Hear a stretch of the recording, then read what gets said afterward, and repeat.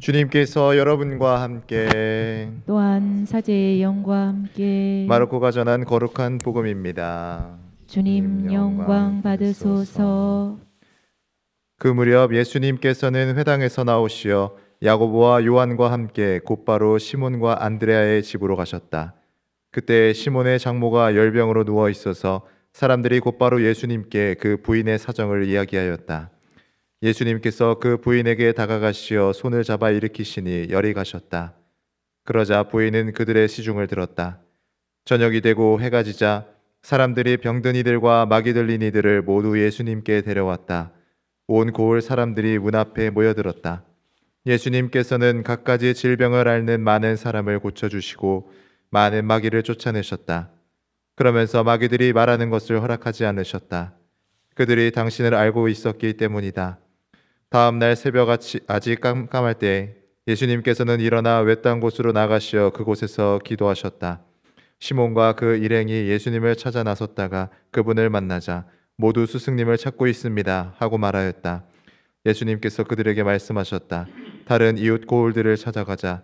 그곳에도 내가 복음을 선포해야 한다. 사실 나는 그 일을 하려고 떠나온 것이다. 그러고 나서 예수님께서는 온 갈릴레아를 다니시며 회당에서 복음을 선포하시고 마귀들을 쫓아내셨다. 주님의 말씀입니다. 그리스도님 찬미합니다. 찬미 예수님. 네, 오늘은 연중 제5주일입니다. 오늘 우리는 복음을 통해서 두 가지 이야기를 듣습니다. 한 가지는 뭐였죠? 한 가지는 이 예수님께서 시몬과 안드레아의 집을 방문하신 이야기입니다.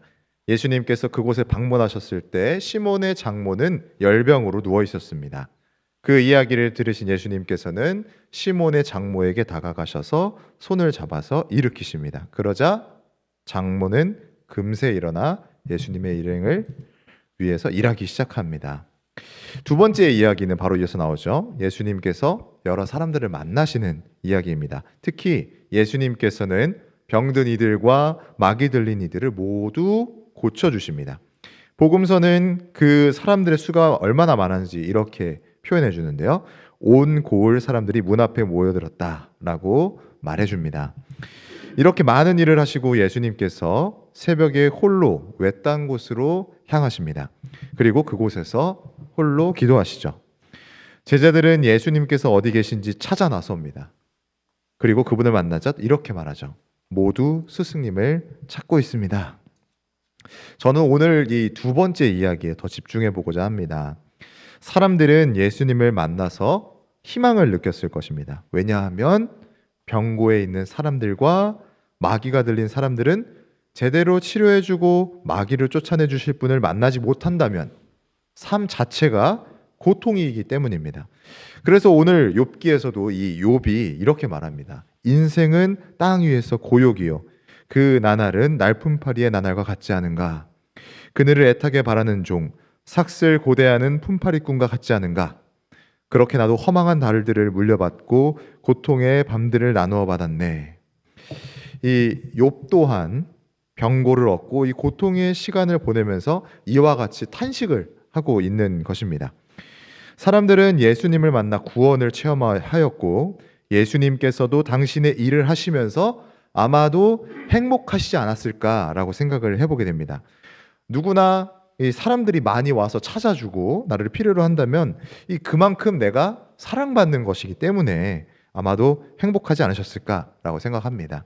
이 보통 사람들과 같았으면 아마도 그곳에 머물고자 했을 것입니다. 우리 모두 그렇게 생각하지 않나요? 나를 인정해주고 나를 사랑해주는 곳에 이 머물러 있고 싶다라는 생각은 누구나 공감할 수 있는 이야기입니다. 그런데 예수님께서는 이렇게 말씀하십니다. 다른 이웃 고을들을 찾아가자. 그곳에도 내가 복음을 선포해야 한다. 사실 나는 그 일을 하려고 떠나온 것이다.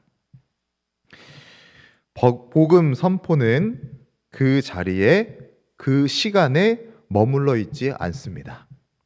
예수님께서도 그 고을에 그 시간에만 머물러 계시지 않았습니다.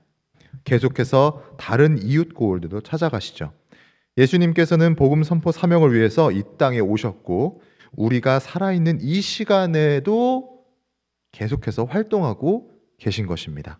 왜냐하면 예수님의 제자들이 끊임없이 그 일을 소명으로 여기고 계속하고 있기 때문입니다. 오늘 이 독서에서 바오로 사도가 이렇게 말합니다. 약한 이들을 얻으려고 약한 이들에게는 약한 사람처럼 되었습니다. 나는 어떻게 해서든지 몇 사람이라도 구원하려고 모든 이에게 모든 것이 되었습니다. 나는 복음을 위하여 이 모든 일을 합니다. 나도 복음에 동참하려는 것입니다. 우리도 바오로 사도처럼 예수님의 제자들입니다. 우리도 세례를 받고 새로 태어나며 하느님의 자녀가 되었습니다. 그리고 예수님과 같이 살아가기 위해서 신앙생활을 이어가고 있습니다. 연중 제5주일을 보내면서 우리도 예수님께서 그 장소와 그 시간에만 머물러 계시지 않았던 것처럼 우리도 복음을 위해서 일했으면 좋겠습니다. 우리가 활동하는 모든 장소와 시간 안에서 주님의 모습을 드러내는 한 주간 보냈으면 좋겠습니다. 그리스도 우리의 병고를 떠맡으시고 우리의 질병을 짊어지셨네. 아멘.